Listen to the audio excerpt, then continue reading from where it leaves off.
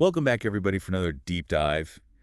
And today we're heading over to the Philippines. Ooh, interesting. Yeah, it's pretty fascinating. We're going to be unpacking a proposed bill that's been stirring up quite a bit of controversy. I've heard about this one. Yeah. It aims to tackle adolescent pregnancy, which is a really complex issue anywhere. Absolutely. But the approach that they're suggesting in the Philippines is generating some pretty strong opinions on all sides. For sure. It's one of those topics that really gets people talking. It does. And we've got a whole range of sources for this deep dive. We've got news articles, opinion pieces, even excerpts from the actual bill itself. Oh, wow. So we can really get into the nitty-gritty. Exactly. We're going to be looking at what's sparking the debate, Yeah. what are the different arguments, and try to understand the heart of the matter. Sounds like a deep dive indeed. Yeah, and what's really striking about this whole issue is how deeply it kind of resonates with these fundamental values. You're right. It's not just about policy. No. It's about family, about authority, about who gets to make decisions about young people's lives. Absolutely. And right from the start, this bill has been making headlines. Even some senators are backing away from their initial support. Really? Yeah. There was a really interesting article in Inquirer.net that really highlighted that shift. Oh, I must have missed that one. Yeah, and mentioned senators like J.D. Idrisito, Nancy Binay, Cynthia Viller. Big names. Yeah, they were all publicly kind of distancing themselves from the bill. Wow, that's significant. And what about the bill's authors? Any change of heart there? Well, even some of the original authors like Bong Revilla Jr. and Amy Marcos are expressing reservations. Interesting. They claim that the final version of the bill includes elements that go way beyond their initial intentions. Oh, so they feel like it's become something different than what they set out to do. Exactly. And it's become a lot more divisive than they anticipated. I see. So what is it about this bill that's causing such a strong reaction? What's at the heart of it all? Well, the bill's stated goal is to prevent adolescent pregnancies, which is a very worthy goal. Of course. And it proposes a three-pronged approach: education, healthcare access, and social safety nets. Okay, sounds comprehensive. It does. Mm-hmm. But it's the education part, specifically the mandatory comprehensive sexuality education, or CSE, in schools. Ah, there it is. I knew that would be a sticking point. Yeah, that's really ignited the controversy. I can see why that would be a sensitive point. What's in this CSE curriculum that's raising red flags? Well, critics, and this includes President Marcos Jr. himself, Oh, wow. argue that the CSE curriculum pushes what they call a woke agenda. I've heard that term thrown around a lot lately. Yeah, and there's this fear that it introduces concepts that are just inappropriate for young children, Right. and that it undermines parental authority. So it's a question of who's in charge of shaping young minds. Exactly. And one of the most heated points of contention is the inclusion of information about masturbation. Oh, boy. That's definitely a loaded topic. It is. And, the bill's supporters, they argue that CSE is about empowering youth to make informed choices about their sexual health and their reproductive rights. I can see both sides here. There's a real tension between those two perspectives. Absolutely. There's definitely a gap, it seems, in understanding. While the bill frames CSE as essential for informed decision-making, Right. opponents worry that it normalizes sexual activity at too young an age and promotes values that clash with their own. So it boils down to a fundamental question: who should be guiding young people on these sensitive matters? Exactly. And that brings up the whole issue of government intervention versus parental rights. Yeah, a classic tension point. Especially in a predominantly Catholic nation like the Philippines. Right, where family and faith play such a central role. Exactly. So we have a real clash of values and worldviews here. You do. On the one hand, you have the argument that the government has a responsibility to protect children and to ensure their well-being, even if it means stepping into areas that are traditionally considered the domain of the family. Right, so the government taking a more active role. Exactly. But on the other hand, There's the belief that parents have the primary right and responsibility to guide their children's moral and values development. particularly when it comes to topics like sexuality. Absolutely. And this bill seems to blur those lines, which is why it's triggering such a strong pushback from groups who see it as government overreach into the sanctity of the family. It's interesting, too, even the World Health Organization, while acknowledging a child's natural curiosity about their bodies, has explicitly stated that they do not promote masturbation in their documents. Really? Yeah. That does seem to add another layer to this debate. It does. And it raises questions about the appropriateness of including such information in a mandatory curriculum for young children. Right. Critics would argue that it crosses a boundary. exposes children to concepts that they may not be ready for. Exactly. And they believe that these are conversations that are best had within the family, guided by parents' values and beliefs. That makes sense. It's a very personal and sensitive topic. It is. Yeah. And it seems like the bill is trying to address a complex problem with a one-size-fits-all solution. Yeah, that rarely works, especially when you're dealing with something as deeply personal as sexuality. Right. It's not a simple equation. No, Yeah. it's like trying to fit a square peg into a round hole. Exactly. And the unintended consequences could be significant. Instead of empowering young people, it might actually create more division and distrust, particularly between parents and the education system. That's a valid concern. Yeah. This is shaping up to be more than just a debate about policy. It's touching on some very core values and beliefs within Filipino society. Absolutely. It goes to the heart of what it means to be a family and who holds the authority to shape the next generation. And that's why it's generating such passionate responses from all sides. It's a really fascinating case study. It is. We're seeing similar debates play out in other parts of the world as well. We are. It's a global conversation. Absolutely. Yeah. About the role of government, the rights of parents, and the well-being of children. Really important questions that we need to keep asking. So it seems like the bill's proponents are really coming from this place of wanting to protect children Yeah. and equip them with the knowledge to make good decisions. Right.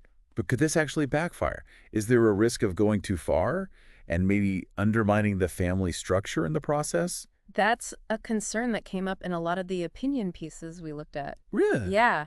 They argued that this approach, the bill's approach, actually weakens the foundation of a healthy society, the family unit.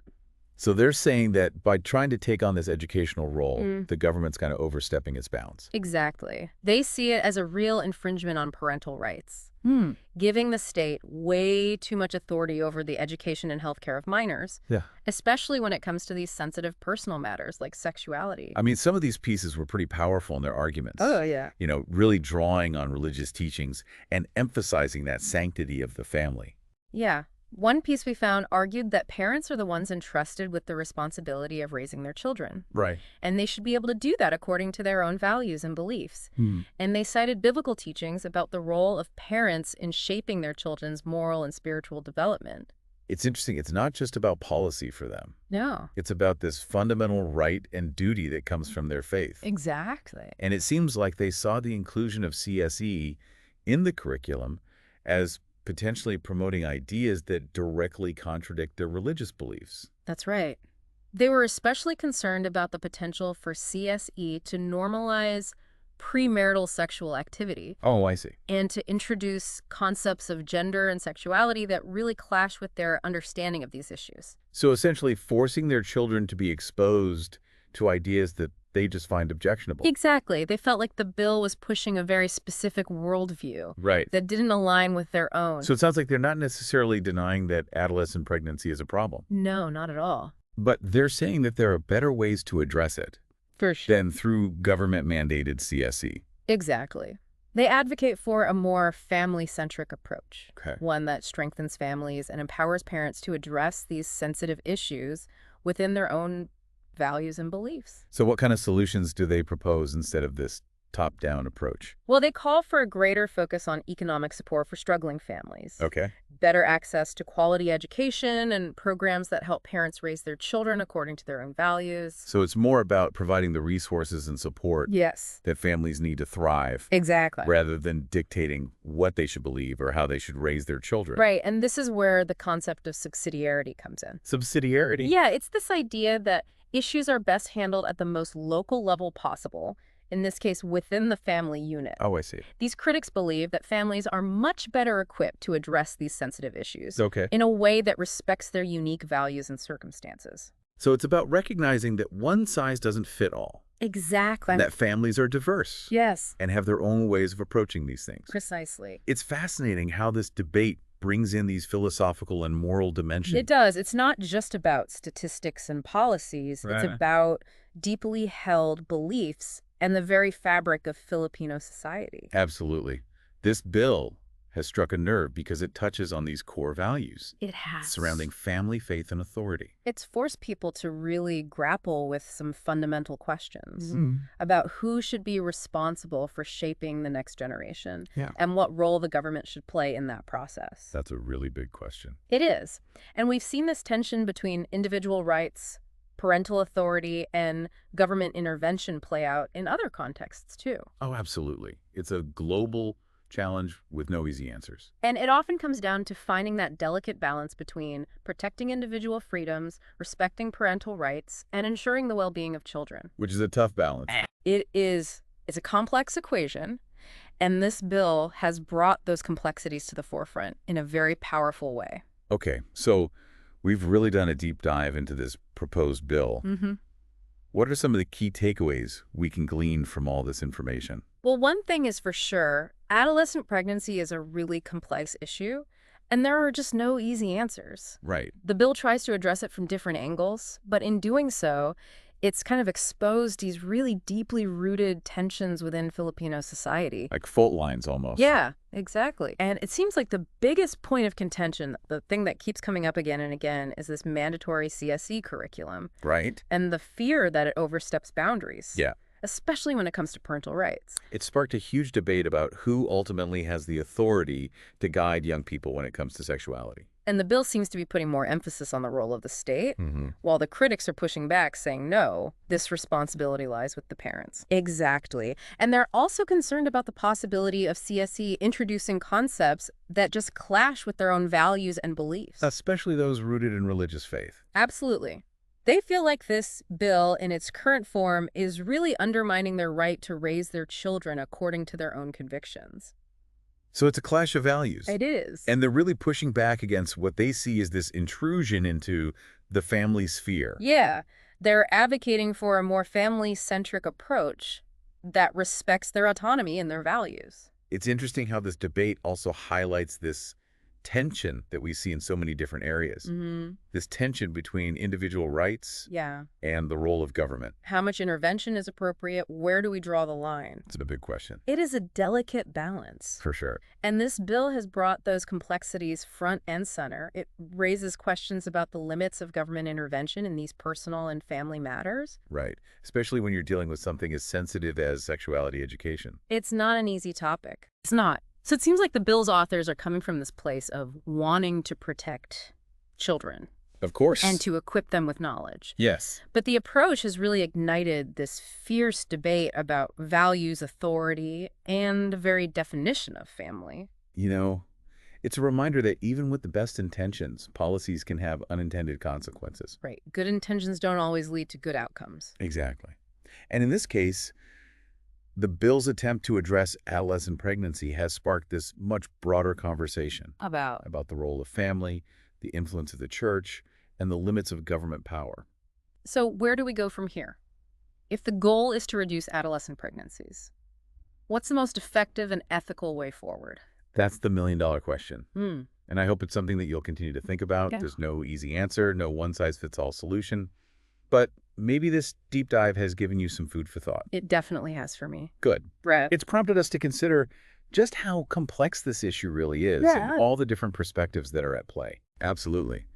This bill, even though it's controversial, it's sparked this really crucial conversation about some fundamental values, the role of government, and the importance of respecting different points of view. And ultimately, it's up to each society to decide how to navigate these really complex issues. It's not easy. It's not.